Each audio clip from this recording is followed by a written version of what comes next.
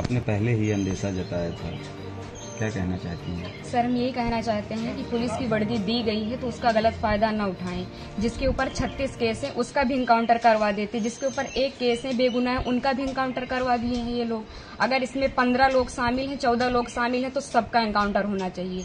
ये जो दिखाते हैं ना, ये कानून वास्तव में अंधा है, कोई इंसाफ नहीं मिल रहा है। हम लोगों के ऊपर क्या बीत रही है, हम लोगों की माँ भी नहीं है, पिता हैं हमारे बड़े भाई थे। अगर हमारे पिता कुछ हो गया तो हम लोग सारे कौन थे? हमारे भाई ही तो थे। उन लोगों ने उनका भी बेरहमी से एनकाउंटर कर दिया।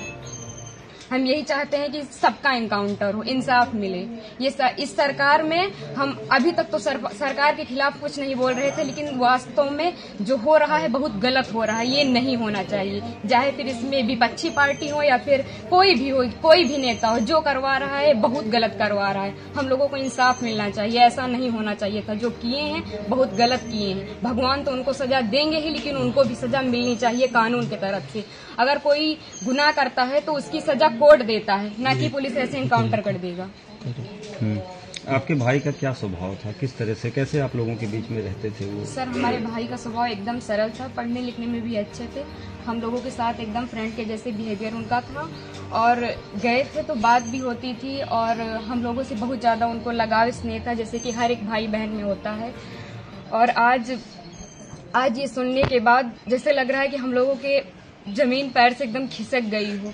जो कानून ने किया उनको ऐसा नहीं करना चाहिए। अगर वो मिल गए थे, झूठी दिखा रहे हैं कि फायरिंग हुई, मुठभेड़ हुआ। अगर कोई छिप रहा है डर की कि हमारा एनकाउंटर ना हो जाए, तो ये झूठा अफवाह क्यों फैला रहे हैं कि फायरिंग हुई, मुठभेड़ हुआ? कुछ नहीं हुआ। उसमें फिर पुलिस को भी मरना चाहिए था ना, पुलिस का एनकाउंटर क्यों नहीं हुआ? आखिरी बार कब आए थे आपके भाई? आखिरी बार 3 जून को आए थे, 4 जून को उनका टिकट था, वापस चले गए थे सूरत, वहीं रहते थे। तो क्या एक साजिश तहत आपके भाई की हत्या हुई, एसटीएफ ने कराया? और इसमें जो विपिन सिंह है और जो विनय शुक्ला हैं, वो हमारे घर पे आए थे, 3-4 बार आए थे, और हमारे भाई पढ़ाई करते थे। अभी तक हम ये सब बयान नहीं करना चाहते थे, लेकिन अब हम एकदम सच्चाई बता रहे हैं।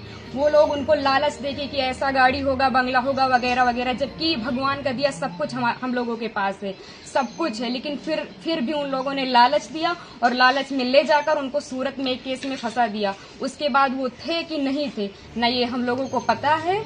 ये तो सिर्फ जिन लोगों ने करवाया उनको पता है, विपिन सिंह और विनय शुक्ला को, और या तो भगवान को पता है वो सच था कि झूठ था। अब तो एनकाउंटर कर ही दिए हैं, जीवित तो कर नहीं सकते हमारे भाई को।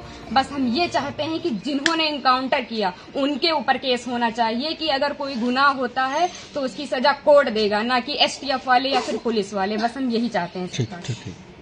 धर्मराज सिंह नाम है मेरा, ग्राम सभा जनापुर, थाना मोहनगंज, तहसील दुलई, जिला अमेठी।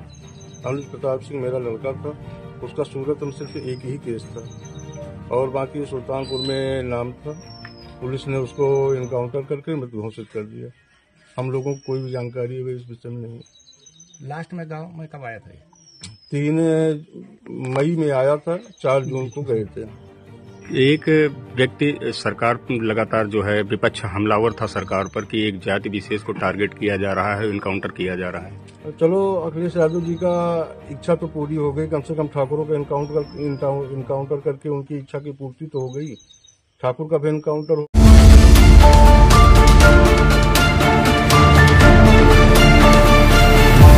आप देख रहे थे CTV इंडिया न्यूज।